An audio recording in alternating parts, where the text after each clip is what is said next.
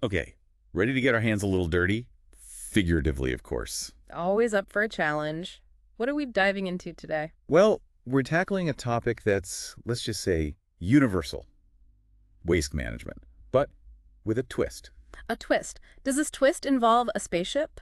Because that's how you get my attention. You know me too well. We're blasting off, figuratively speaking, to explore how they're tackling this very down-to-earth problem in, well, space. Okay, I'm intrigued. I mean, dealing with trash isn't exactly glamorous here on Earth. Can't imagine it's any better millions of miles away. Exactly. And that's what makes this so fascinating. Mhm. We're diving into the Mars Society of Kenya's OASEAS project. OASEAS, as in an oasis in space. Tell me more. It's an analog habitat, basically a mini Mars right here on Earth.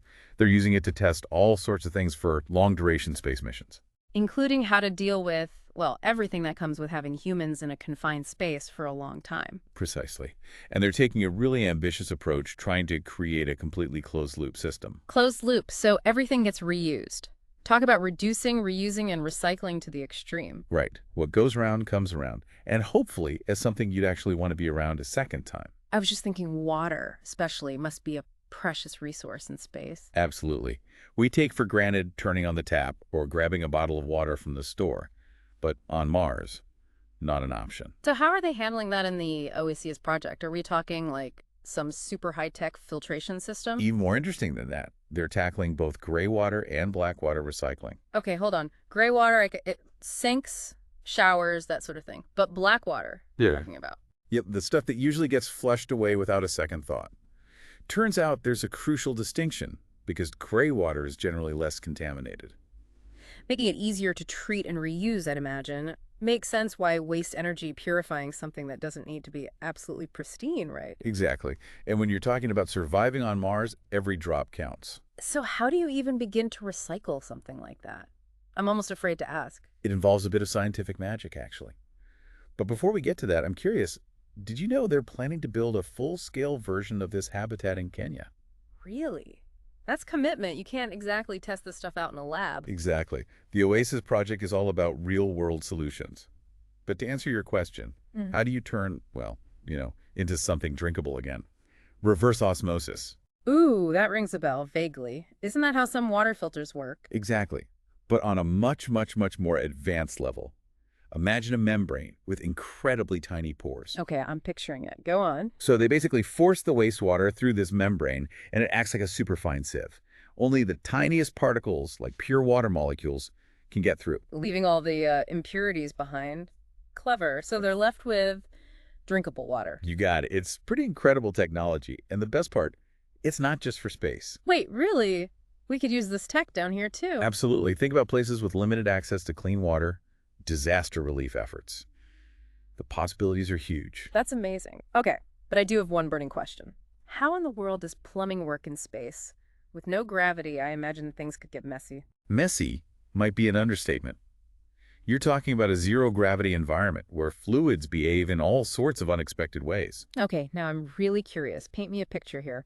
What happens when you pour a glass of water in space? Imagine a big wobbly blob of water just floating there.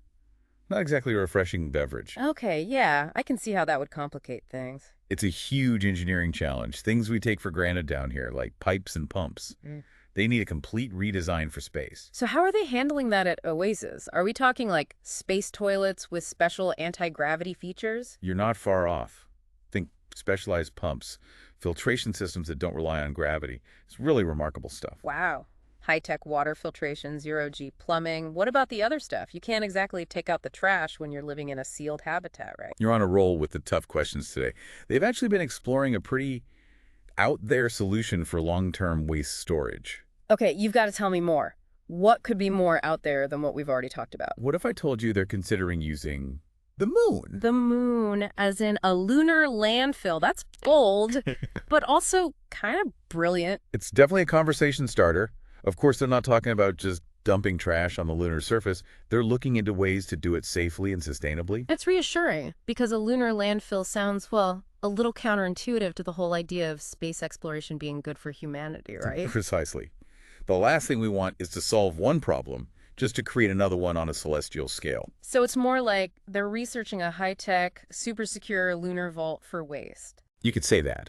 It's still early stages, Mhm. but it raises all sorts of interesting questions about long-term sustainability in space. We're not just visitors anymore, right? If we're going to be out there, we have to be responsible about it. It's amazing to think about, isn't it? From space toilets to lunar landfills, it really stretches the imagination. It does, and it highlights something we don't always think about. We're not just explorers anymore, we're caretakers. Especially when it comes to something as, well, essential as waste management. Makes you think of that old saying, waste not, want not. Except now it takes on a whole new meaning in space. Absolutely. It's not just about being thrifty, it's about survival. But that brings up another fascinating aspect of the OASEAS project, the human element. Because even with all the tech in the world, there's still the psychological aspect, right? Exactly. Imagine brushing your teeth with recycled, well, you know, Yeah, even if it's been purified to the nth degree, there's a mental hurdle there. it's understandable, though. We're so used to having separate systems here. What gets flushed or thrown away is gone. Out of sight, out of mind. But in space, you're constantly reminded that resources are finite. And that's where the OASIS team is doing something really interesting. They're not just focused on the technology, they're looking at the psychological and behavioral side of things, too. Now, that's fascinating. How do you even begin to address that? They're actually bringing in psychologists to work with the crew. Wow, really? That makes sense, though. You're talking about changing deeply ingrained behaviors. It's about fostering a whole new culture of sustainability from the ground up. Mm. And honestly, it's something we could all learn from here on Earth. Absolutely. If we can figure out how to achieve near zero waste in the extreme environment of space, imagine what we could accomplish down here if we really committed to it. It's a powerful thought, isn't it? It really makes you question what's possible if we start seeing waste not as something to discard, but as a resource to be managed. Exactly. Maybe the key to sustainable living on Earth lies in figuring out how to survive on Mars. Now, there's a thought-provoking idea to end on. From space toilets to lunar landfills and the psychology of trash, it's been quite a journey today. It really has. A big thank you to you, of course, for lending your expertise to this deep dive into the future of waste management. And to our listeners, until next time, keep asking those tough questions and never stop exploring.